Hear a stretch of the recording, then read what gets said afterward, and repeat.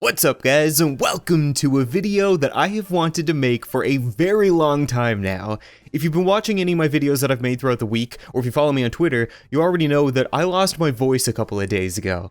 And as you can tell, it's just now starting to get back, but I'm still not feeling very well. I haven't gone into work at all this week, and then because of that, I haven't really prepared anything for The Sims, so I wasn't really sure what I was going to do and thought now is a great opportunity for me to make this kind of behind-the-scenes Q&A type video, because truth be told, I get asked questions about The Sims every single day. I get dozens of questions on Ask FM, on Twitter, on Facebook, in the comments of Sims videos and non-Sims videos, and I try to get to all of them, but it quickly feels like I'm trying to just bucket water out of a sinking ship. Like, I just can't keep up with it. So I figured today, I'm gonna make this video, I'm gonna answer all of your questions, and do a little bit of behind the scenes stuff. I want to tell you guys kind of what goes into making a video, what's happened over the 2 years that I've been making this series, just some stuff that might interest fans of the series.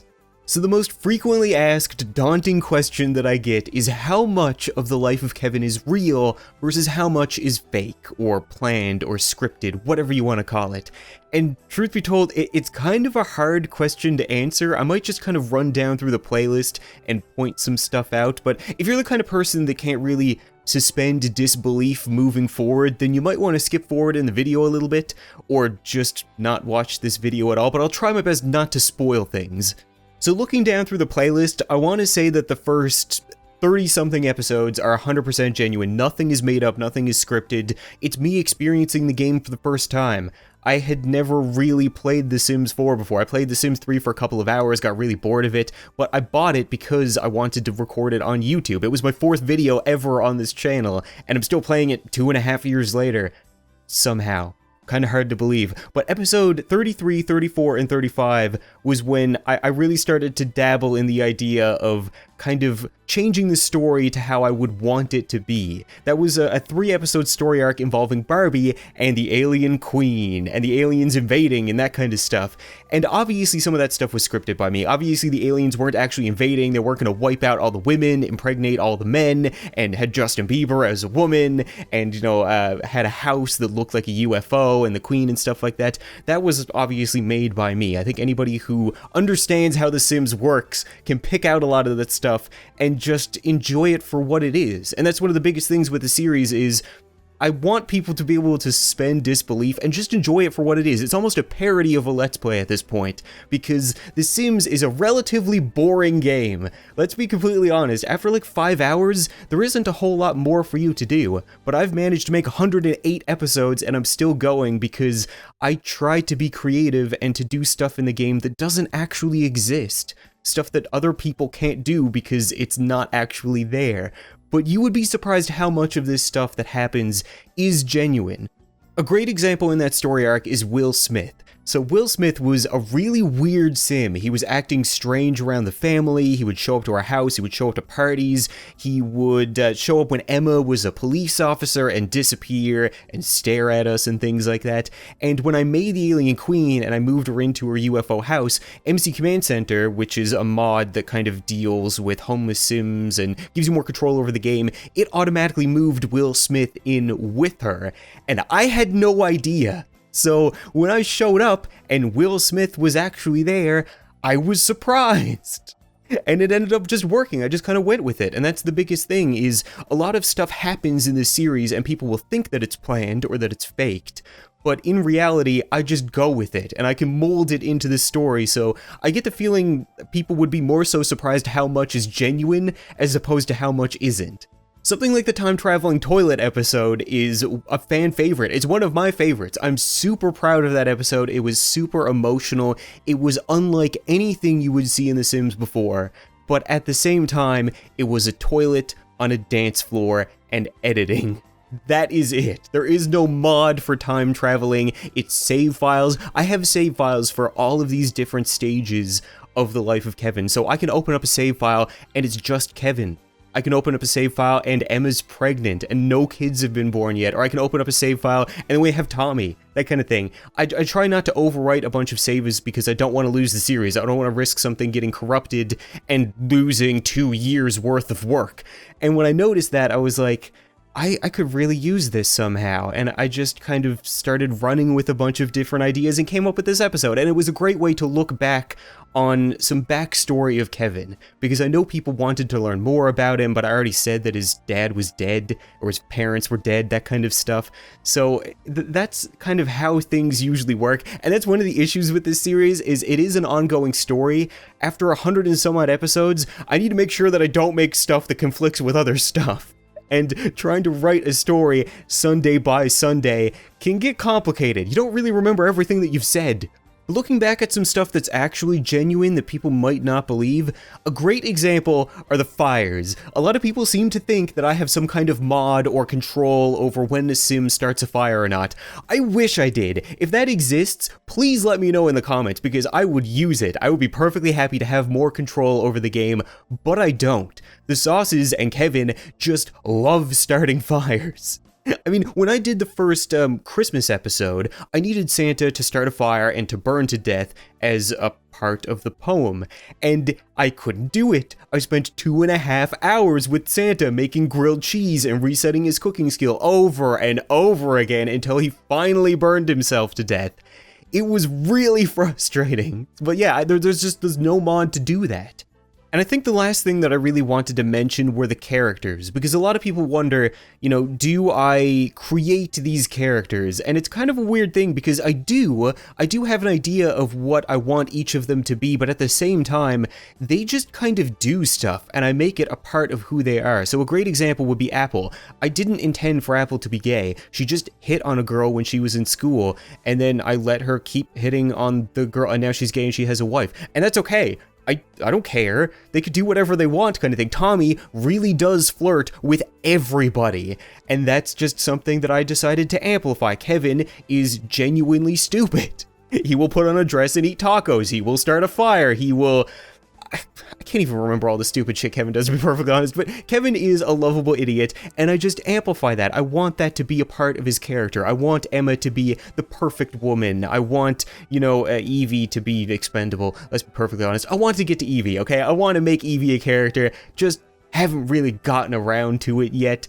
Barbie, you know, she really is a genius. She really is troubled. You know, she's one of the few characters that doesn't really, I guess, have it easy. You know, she doesn't have anybody. She is on a world that isn't really her own, but she has a family and she's accepted. You know, I want every character to have a story and to have their own characteristics and to feel important. And I really do love the fact that when I see comments, it's never I love Kevin the most.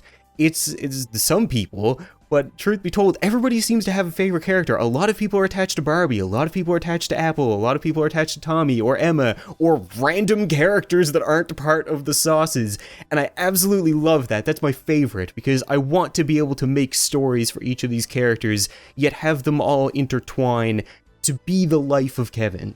Second biggest question that I always get is, why are your Sims so much more interesting than mine? When I play the game, none of this cool stuff happens. My Sims don't start fires, they don't run around and do silly things. How do I make my game do what your game is doing? And I don't think that it's entirely because of the scripted stuff, you know, that might be 1 in every 10 episodes or something like that. I feel like it's just editing. Like, people need to understand that I might record for 3 or 4 hours, and then you guys will only see 15 minutes of it. So I edit out a lot of the boring stuff, and then my commentary kind of amplifies what actually happens. So something really silly might happen, and you might just overlook it. But if I point it out and stop and talk about it and make fun of it, then it ends up being a much more bigger thing. And that's what I want to do as a Let's Player, as a YouTuber. I want to be able to make the game more interesting for people. So this question might not apply to many people watching this video, but I do get a lot of questions from new YouTubers asking, do you have any advice for new Sims Let's Players? Your Sims series seems to be really successful. How did you make it happen? And the one thing that I can tell people is to do something original, do something unique, do something different. I always have people asking me, why don't you do the 100 Baby Challenge, or the Homeless Challenge, or the 7 Toddler Challenge, or the 50 Taco Challenge? I don't know. And the reason is because hundreds of other Sims Let's Players do it, and a bunch of people do it playing their own game. So I'm not doing anything different. There's no reason for people to go out and watch me. And that's one of the biggest things is, I'm not a big fan of Sims Let's Plays. I don't watch Sims only channels because I find them really boring. I watched a lot of Jacksepticeye playing The Sims, and Matt Shea, and Robaz, because they do weird, different stuff. Like, stuff that you wouldn't normally see in The Sims, and I feel like that's what's really important. People don't want to watch you playing The Sims, and that goes for everything on YouTube. People don't want to watch people playing video games, because that's boring. They want to watch The Sims create something different. And that's what I want to do in every single one of my episodes, is to make an experience for somebody in entertainment using The Sims that they couldn't get anywhere else. Next question, really quick one, do you cheat? The answer, yes. I cheat in The Sims all the freaking time because I want more control over my game to make the entertainment that I just explained. I mean, that's the biggest thing, is I want more control. And I might not cheat in the way that people expect. You know, I don't type in motherload. People always want me to cheat and get money, but I always tell people, if I cheat and get money, then what's the point of a job? Like, I can't really make an episode of being a cop, or being a doctor, or opening a store, or busking, or being homeless. You know, all these great opportunities to do different things in The Sims if I just show you guys me typing in motherload and then buying stuff. You know, it kind of deters from the entertainment, but at the same time, I cheat so that my Sims are usually pretty happy. A lot of people have noticed that my Sims don't eat a whole lot, and they don't use the bathroom a whole lot, and they don't sleep a whole lot. And that's because I don't want my episodes to be mundane task simulators. Nobody wants to watch 15 minutes of Kevin making tacos and then taking a dump. I mean, he would find a way to make it entertaining, trust me, but that's not what people want to see, because that's almost not even fun to play. It's just mundane tasks. People want to see the entertaining part, so I need to keep my Sims awake and happy to do that, so I'll turn off their needs decay, or other stuff like that. I'll get into some other cheats a little bit later, explaining things in more detail, but yes, I definitely do cheat, just not in the ways that people expect or sometimes want. Which actually leads to my next question quite well. How do you build on Sixum? This is something that I've been asked a lot because I've done some crazy stuff on Sixum. If you travel to Sixum by teleporter, portal, whatever it's called, or spaceship, once you're there, you type in bb.enableFreeBuild. I think that's what it is. I'll have it here anyway. You type that in, all of a sudden, you can build up there. Put whatever you want. You can make the lot a restaurant like I did. You can make it a park. I'm actually kind of curious, if I make it a park or something like that, would Sims just show up? You know? Would they just show up from the neighborhood and hang out in the park? I don't really know. Or would it just be aliens? I do want to do more Sixum stuff soon. I've got some plans. I'm not going to spoil anything right now, but that's how you do it. Next question is, how do you download mods? And the truth is, I'm not going to make a video explaining that because there are 10,000 videos on YouTube and guides on Google to explain everything in great detail. That's how I learned how to do it. The simplest answer is that you download a mod and you throw it in the mod folder in the Sims folder on your computer, and that's it. But if you want a step-by-step guide, just Google it. You don't need me to make a video explaining it. There's lots of people out there explaining it already. I'm sure you can figure it out. A more relevant question, however, is which mods do you use? Because a lot of people seem to think that it's mods that make my experience in The Sims, and it does partially. I mean, a lot of the CC that I have kind of makes the weird celebrity characters and stuff like that really come to life. I can't share that though. I don't know how, because the truth is, I find mods and CC randomly in my spare time or before an episode over the past 2.5 years, and once you throw it into your folder on your computer, creators don't name stuff very well. A lot of it isn't even in English. It might be like A_B2C_cape, and I'll have no idea what that translates to in the game, so I can't really tell you guys what's what or share it somehow because I don't know what the names are for you to look them up. And at the same time, a lot of people have told me, well, why don't you just compress it all and upload it? And I don't really feel comfortable doing that because I'm re-uploading other people's work. Like, the sites that host these things, they make their money by you watching ads while downloading CC. And if I re-upload stuff, I'm essentially stealing from them, and I don't want to do that. Like, if you want to find a Wolverine costume, then all you have to do is go to Google and type in Sims 4 Wolverine CC, and it'll be the top result. I mean, that's how I find stuff. If I ever need anything for The Sims, I can type in Sims 4 Zombie CC, and it's usually the top result or something that I find there. So it's really just, I feel like a lot of people are more so lazy than don't understand how to do it, but I can't really help people. Now, mods aside, since the dawn of time, I have been asked, how do you get a neighborhood full of celebrities? And the simple answer is the gallery. If you go on the gallery in The Sims 4, you just sort by most popular, so you get rid of a lot of the crap, and just put in whatever name you want. If Bob Ross, Donald Trump, Mr. Clean, you'd be surprised what people have made. You just download them and move them into a house in the neighborhood, just like you would any sim that you've created, and then they'll just show up. They'll be hired by the game to work jobs, they'll walk around your neighborhood. You can really make a lot of amazing neighborhoods in this game, and that's one of the things that I am proudest of, because I have never seen anybody do something like that in The Sims before. And I feel like that's really what makes my series stand out, is you can be walking down the road and you can run into an alien bear, or you can run into Donald Trump, or a Honey Pop character, or a superhero, or Pac-Man, and it's just fantastic. It's what keeps the game interesting for me so many years later. So this is one that I get for a lot of Q&As, but I didn't really want to talk about it there because I feel like those Q&As get bogged down by Sims questions, but a lot of people have always asked me, what is your biggest regret in The Sims 4, and what is your biggest accomplishment in The Sims 4? And regret is definitely, hands down, having Emma kill the Calientes, because I didn't think people would just latch on to that. People took that as like a really big deal. For me, killing a sim was nothing. You know, as long as there have been sims, we have been taking the ladders out of pools and letting them drown. I thought it would just be funny, but people saw her as a murderer. People saw her as vicious. And then when she became a cop, people were calling her a dirty cop and all this kind of stuff. And that's not what I wanted for her character. You know, Emma was designed to be kind of the perfect woman. She's super smart, she's gorgeous, she's loving, she's everything, you know what I mean? And she's a great foil to Kevin, because Kevin's an idiot. So I really I regret that, and now as time moves on, more and more people forget about it, so I probably shouldn't even really bring it up, but if I could go back, I definitely wouldn't let that happen again. I wouldn't do it again. I would find another way to kill them. Probably accidentally. And I think the biggest accomplishment in the series is having it go for 108 episodes and feeling like I genuinely made every episode unique.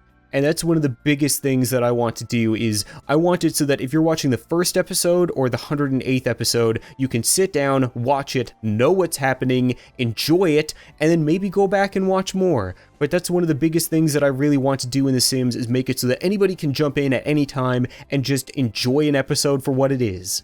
Lately, one of the questions that I've been getting a lot of is, how do you get a witch in The Sims 4? And the answer is, you don't. Witches don't exist in The Sims. You just call them a witch. I'm not totally sure what the witch, like the actual witch Halloween costume came with. I want to say it's probably the spooky stuff pack, but that doesn't really matter because I don't actually wear it. The reason that Amy can do magic is because of the Book of Chaos mod. So if you look up the Book of Chaos mod, it's just a book, you can read it, it'll do stuff to other Sims. It's not technically magic, but when I saw that book, I wanted to do something with it, and I thought, what better way than, you know, get into a little mini-series about a witch.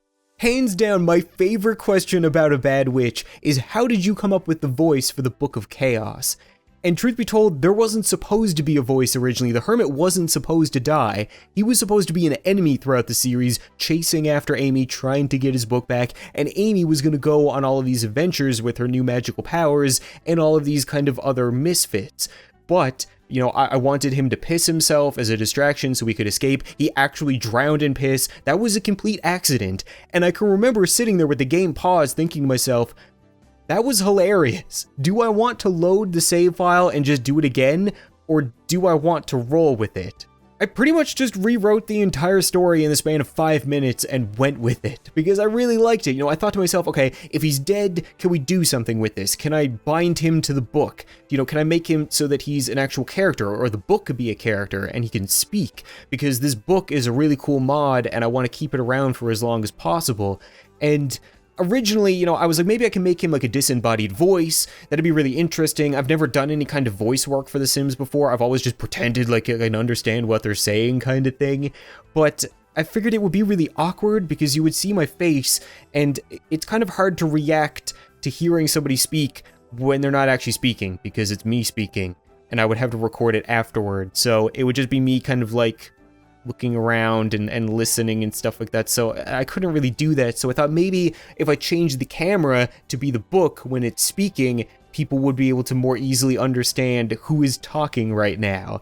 and I just went with it, and it worked so well. I absolutely love it. And when coming up with the voice itself, I originally wanted him to sound more like Herbert the Pervert from Family Guy. You know, he had this whistly old man voice, kind of like the janitor from kindergarten that I'm doing right now, but more extreme. But I tried that, I tried a dozen other voices, and every time I did that, it sounded too much like me. I didn't want it to sound like I was talking to myself. So I kind of came up with this more Britishy voice where I would pull in my stomach and speak with great enunciation, and then when you add the effects, it sounds like the Book of Chaos. And the final question for today is, what can we expect in The Sims 4 moving forward? And truth be told, I'm going to continue with The Bad Witch. I have probably 2 more episodes before that series kind of starts to take a break, because I want to move on to another mini-series that I don't want to spoil just yet, but featuring characters that we have seen before and many people have asked about. I'll just leave it there. As for The Life of Kevin, it's going to keep popping up whenever I have something to do with them. You know, I really like doing kind of supernatural stuff, monster stuff, that kind of thing. It's a very different story with The Bad Witch in comparison to The Life of Kevin, which is just everything, including more normal stuff like going bowling, stealing drinks, getting brought into a cult of sexy women bears that are being mind controlled, that kind of stuff. You know, weird stuff. But whenever I come up with more stuff for The Life of Kevin, I'll return to that. Whenever I come up with more stuff for Bad Witch, I'll return to that. This new mini-series might take a little bit of precedence because I think people are really going to enjoy it. But the biggest thing is that you're not going to see a big expansion on any of these stories. You know, a lot of people always tell me, why don't you have Tommy get all of the woohooers pregnant? Why don't you have Barbie fall in love with somebody and have twin aliens? Why don't you have Apple and Evie adopt a bunch of kids, and then they can all move out to their own houses because they're too old to live with Kevin and Emma, and then Kevin and Emma can have their own kid? And it stems back to, like, everything I've talked about in this entire episode. It throws all of that out the window. Imagine sitting down and watching an episode of a TV show for the first time, and there are 30 main characters. They all live in different houses, and you're trying to bounce back and forth between all of them. And then because of that, you might only see some of them once every 2 months, maybe? Like, if you think about it, if I do a Kevin episode, an Emma episode, an Apple and Evie episode, a Tommy episode, a Barbie episode, then get back to Kevin, it has been 6 weeks. It's been a month and a half since people have seen Kevin. So I try to do family-bound stuff sometimes to get everybody in there, but I can't do an episode from everybody and not have people just miss characters. I don't want to be gone from those characters for so long, and the more people you add, the more time you spend away from the characters that we already have. So if I adopted a kid, then all of a sudden that's 1 more week that people aren't going to see Kevin in The Life of Kevin. Or if we move out and do another thing, then it could be multiple months. You know, maybe you're only going to see Kevin 3 times a year all of a sudden.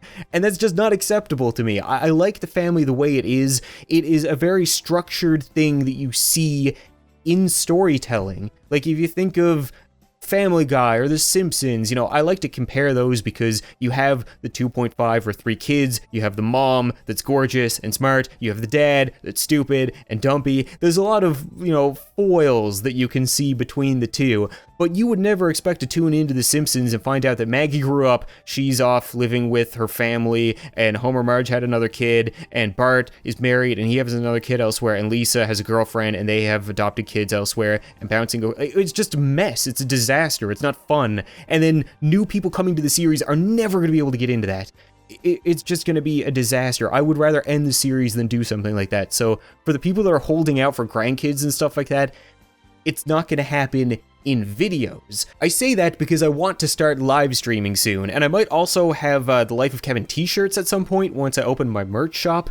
So if you want information on that kind of stuff, if you want to be kept up to date, I'm probably not going to mention it in episodes. You should follow me at the CaptainSauce on Twitter. That's where I put out all my information, or just keep an eye out on the channel for vlogs. Usually I'll vlog really important stuff on Saturdays. Saucy Saturday is usually where it'll be. But it's an interesting prospect because I'm not going to be streaming The Sims a lot. I don't want people to think that I'm going to be streaming The Sims 3 or 4 times a week. It might be a couple of hours of one stream during the week. But it's interesting because I don't need to worry about painting myself into a corner with a story. I don't need to worry about ruining the story or having to build off of it later on. If I have Tommy impregnate everybody and then Kevin murders the entire neighborhood and then, all this, somebody breaks up and Kevin finds a new wife or whatever I tend to do, at the end of the stream, it's done, it's gone, it's deleted. I don't even need to save it. We can just have fun screwing around with the family together and then just do it again the next day or do it again some other time, and I don't really need to worry about that kind of thing. So if you guys are interested in that, like I said, be sure to keep an eye out for news. I don't know if it's going to be weeks, months from now, something like that, but I hope to get to that at some point. But I think that's going to be it for this video, guys, and I wanted to mention at the end of this, I have no plans on stopping with The Sims 4. I will continue to do it for as long as I can, and however long I can interest myself, but there are times where it wears thin. It's really hard to continue playing a game after 2 years, and to still be interested in it, and to still have fun with it. I don't want The Sims every Saturday night to feel like a job, and sometimes it does. Sometimes I will sit down and say, I really don't want to play The Sims tonight. I have to put up a video on Sunday. It's why I don't schedule any other series, and I never will because I don't want it to feel that way. But I do love The Sims. I do love the characters that I've created. I'm so incredibly proud of this series and just the type of people that it has brought to my channel. So I will always do my best to keep it interesting and keep myself entertained so that I can keep you guys entertained. And hopefully this was an interesting little video. I should mention also that a lot of these behind-the-scenes facts were told to patrons like months ago. It's one of the Patreon rewards. If you pledge $5 a month to help support the series and support the channel, then you get a personalized letter from me with a thank you, as well as some behind-the-scenes facts, which I think were some of these. I can't really remember which facts I've been giving out recently, but if you're interested in that kind of stuff, if you want to learn more about what I do behind the scenes, then that's there for you too. I figured I would just plug everything in this video. Thank you so much for watching this video. I hope you enjoyed, and I'll see you next time.